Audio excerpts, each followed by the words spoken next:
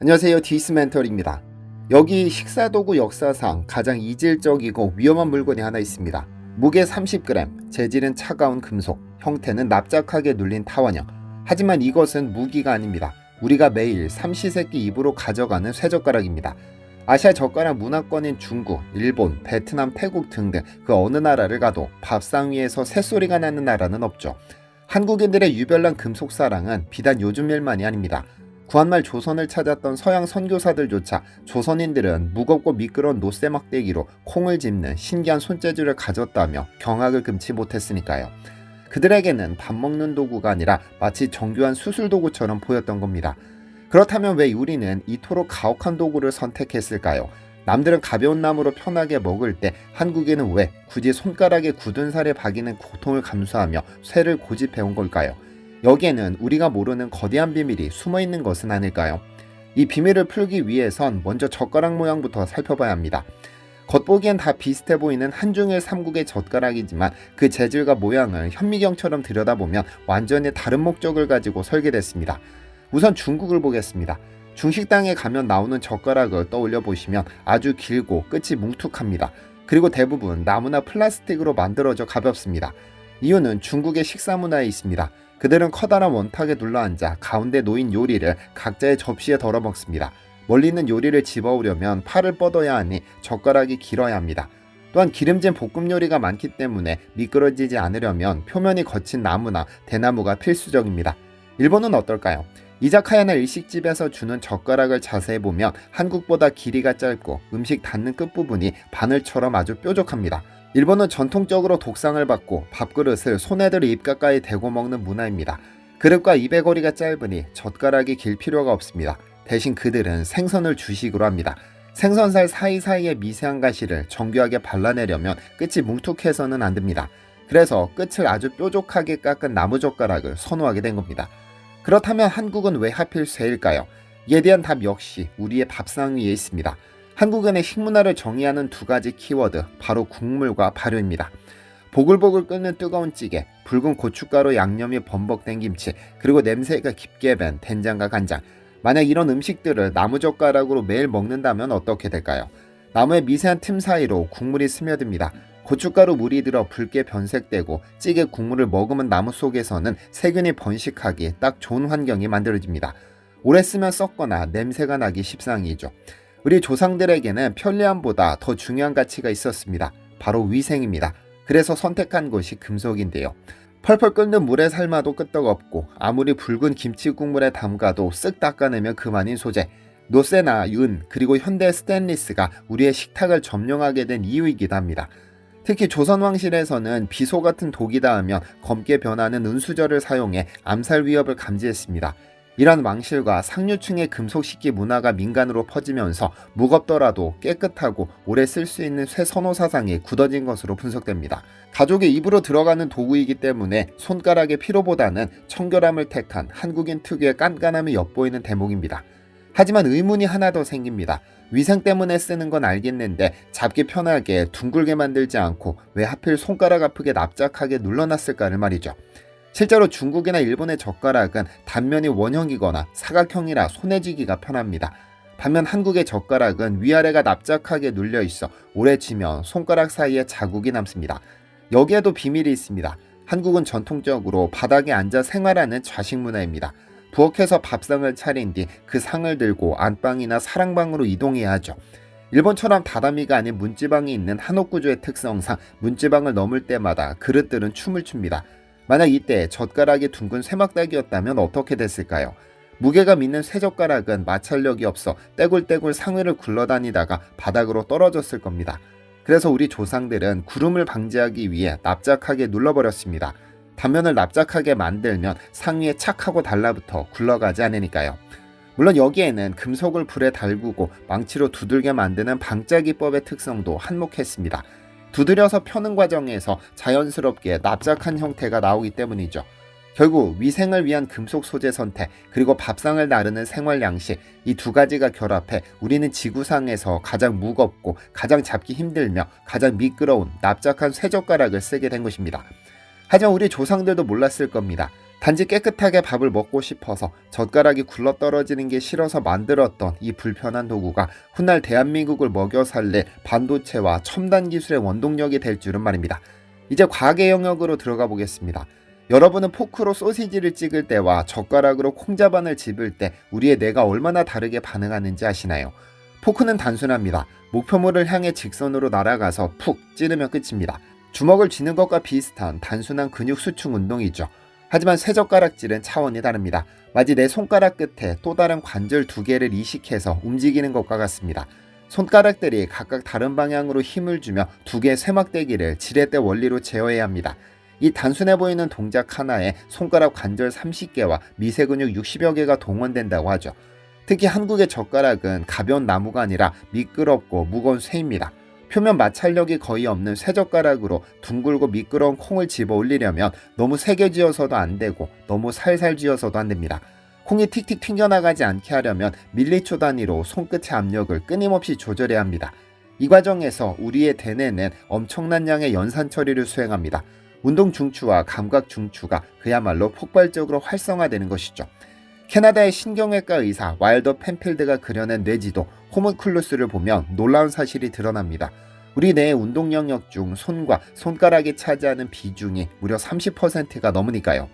다리나 몸통 전체보다 손 하나가 뇌를 더 많이 쓴다는 뜻입니다. 그러니까 어릴 때부터 미끄러운 쇠막대기로 반찬을 집기 위해 끙끙대던 그 시간들이 사실은 매일 하루 3번씩 치러진 고강도의 두뇌 훈련이었던 셈입니다. 미래학자 엘빈 토플러는 제3의 물결은 젓가락을 쓰는 동아시아에서 올 것이라고 전망했던 것도 바로 이 젓가락질이 두뇌 발달과 정교한 기술력에 미치는 영향을 간파했기 때문일 겁니다. 이 과학적 가설이 현실에서 증명된 산업이 반도체입니다. 1980년대 초 삼성전자가 반도체 사업에 진출하겠다고 선언했을 때 미국과 일본, 심지어 국내 여론조차 냉소적이었습니다. 반도체는 초정밀 기술의 결정체다. 농사나 짓던 한국이 할 수 있는 영역이 아니다. 당시 반도체 조립 공정, 패키지 기술의 핵심은 칩 내부의 회로를 금실로 연결하는 와이어 본딩이었습니다. 이 금실의 굵기는 머리카락의 10분의 1도 안 됩니다. 기계가 한다고 해도 결국 그 기계를 세팅하고 다루는 건 사람의 손끝 감각이죠. 삼성전자는 한국인의 유별난 손재주를 믿었습니다. 실제로 당시 생산직 여사원을 채용할 때 아주 독특한 실기시험을 잠시 도입했었습니다. 제한된 시간 안에 쇠젓가락으로 콩을 집어 옆그릇으로 옮기기. 고요한 시험장에서는 쇠젓가락 부딪히는 소리만 가득했었다고 하죠. 결과는 어땠을까요? 채용된 한국 직원들의 숙련도는 상상을 초월했습니다. 쇠젓가락으로 콩을 나르던 그 감각으로 현미경을 들여다보며 금실을 연결하자 일본이나 미국의 베테랑 엔지니어들도 혀를 내두를 정도의 속도와 불량률 0%의 신화가 써졌습니다. 오늘날 삼성전자와 SK하이닉스가 전세계 메모리 반도체 시장을 장악하게 된 밑거름에는 분명히 우리 밥상 위에서 단련된 그 30g의 쇠막대기가 있었습니다. 이뿐만이 아닙니다. 손으로 하는 건 뭐든 세계 1등을 찍어야 직성이 풀립니다.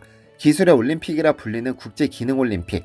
대한민국은 이 대회에서 무려 19회 종합우승이라는 전무후무한 대기록을 세웠습니다.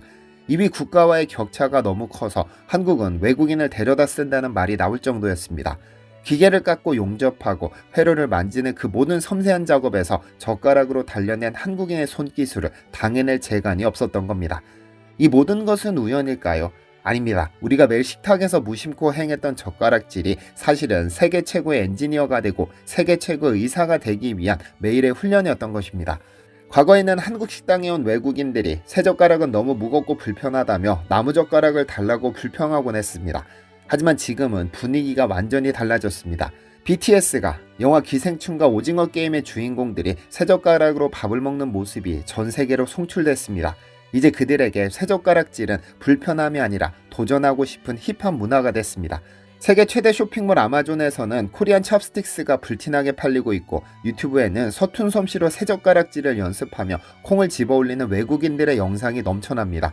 잘 익은 총각물을 미끄러운 쇠젓가락으로 꽉 집어 아작 소리나게 베어물고 얇디 얇은 깻잎 장아찌를 젓가락 끝으로 정교하게 한 장 떼어내는 그 기술. 이것은 어떤 척박한 환경에서도 적응해내고 지구상에서 가장 다루기 힘든 도구조차 내 몸의 일부처럼 만들어버리는 한국인의 끈기와 적응력을 보여주는 상징입니다. 외국인들은 흉내조차 내기 힘든 이 납작하고 매끄러운 쇠막대기 2개. 하지만 이 작고 불편한 도구가 5천만 국민의 두뇌를 깨웠고 그 손끝에서 대한민국을 먹여 살리는 반도체가 스마트폰이 그리고 세계 최고의 조선 기술이 탄생했습니다. 30g의 쇠막대기를 자유자재로 다루며 콩을 집어나르던 그 집요함과 섬세함, 그 DNA는 반도체 회로를 넘어 이제 인류의 생존이 걸린 가장 거대한 문제, 바로 지구의 열을 다스리는 기술로 진화했습니다. 여기 그 똑똑한 한국인의 두뇌가 만들어낸 또 하나의 역작이 지난주에 소개해드린 포월드 코리아의 녹수제로 3.0입니다. 쇠젓가락질이 뇌의 미세한 감각을 깨워 반도체를 만들었다면 녹수제로 3.0은 눈에 보이지 않는 나노 세계를 제어해 자동차 엔진을 재탄생시켰습니다. 자동차 엔진은 시동을 거는 순간 섭씨 2000도가 넘는 폭발을 일으킵니다. 이 엄청난 열을 제대로 식히지 못하면 우리가 넣는 연료의 70%는 그냥 공중으로 증발해버립니다. 지금까지 우리는 그저 얼지 않는 물을 채워 넣는 것에 만족했습니다. 하지만 기아자동차와 현대모비스에서 27년간 엔진만 파고든 김성년 대표는 상상을 초월하는 깐깐함을 발휘했습니다. 그냥 식히는 걸로는 부족하다. 열을 미친 속도로 빨아들여야 한다. 그래서 찾아낸 것이 물보다 열전도율이 100배 높은 게르마늄과 7가지 히토류입니다. 하지만 이것들을 그냥 섞은 게 아닙니다. 마치 우리가 쇠젓가락으로 쌀알 하나하나를 집어내듯 이 광물들을 나노 단위로 쪼개어 엔진 구석구석 침투하게 만들었습니다. 400대의 차량을 폐차 직전까지 몰아가며 황금 비율을 찾아냈죠. 그 결과는 쇠젓가락으로 파리를 잡는 것만큼이나 놀랍습니다. 여기 10만 킬로미터를 주행한 9년 된 K7 차량이 있습니다. 공인연비는 10km, 늙은 엔진이니 연비가 떨어져야 정상입니다. 하지만 녹수 재료를 주입한 후 이 차의 연비는 19.4km를 기록했습니다. 기름값이 절반으로 줄어든 겁니다. 더 충격적인 건 매연입니다. 매연 검사에서 88%가 나와 폐차장으로 가야 했던 2003년식 카니발. 이 차에 녹수 재료를 넣고 불과 73km를 달린 뒤 다시 검사했습니다. 결과는 4%, 88%의 매연이 4%로 줄었습니다. 엔진을 뜯어고친 게 아닙니다. 그저 냉각수가 엔진의 열을 완벽하게 통제해 완전 연소를 유도했을 뿐입니다. 쇠젓가락이 불량률 0%의 반도체 신화를 썼듯 녹수 재료는 불완전 연소율 0%에 도전하고 있는 겁니다. 재미있는 건 이 기가 막힌 기술을 대하는 태도입니다. 구한말 선교사들이 조선인의 쇠젓가락질을 보며 경악했듯 지금 전 세계는 이 한국 기술을 보고 입을 다물지 못하고 있습니다. 태국 정부는 한국이 인증을 안 해주면 우리가 하겠다며 트럭 3,000대, 약 30억 원 규모의 시범 사업을 제안했습니다. 연간 1,500만 대의 오토바이를 찍어내는 인도의 국영기업도, 철도가 없어 트레일러로 모든 물류를 나르는 멕시코도 지금 이 한국산 냉각수를 가져가기 위해 혈안이 되어 있습니다. 그들은 알고 있습니다. 이 기술 하나면 자기네 나라의 뿌연 한 해를 걷어내고 국가 물류 비용을 수조 원씩 아낄 수 있다는 것을 말이죠. 하지만 안타깝게도 정작 한국 정부는 규정이 없다, 전례가 없다며 이 혁신 기술을 외면하고 있습니다. 해외에서는 땅을 주고 공장을 지어줄 테니 제발 기술만 가지고 오라고 유혹합니다. 기업가라면 당연히 짐을 싸서 나가는 게 이득이겠죠. 하지만 김성년 대표는 바보처럼 한국을 고집합니다. 한국 기술입니다. 한국에서 만들어 수출해야 우리 청년들 일자리가 생기고 한국이 돈을 법니다. 불편한 쇠젓가락질을 고집해 결국 세계 최고의 손기술을 만들어낸 민족, 그 뚝심이 직원수 4명의 중소기업에도 흐르고 있는 겁니다. 해외로 기술이 팔려나가기 전에 우리가 먼저 알아봐야 하지 않을까요? 녹수제로 3.0 특가 행사는 내일 마감됩니다. 아래 고정 댓글을 통해 구매하실 수 있습니다. 내 차 안에 작은 유전을 개발해보시면 좋겠습니다. 이상 팩트로 세상을 읽는 디시멘터리였습니다. 시청해주셔서 감사합니다.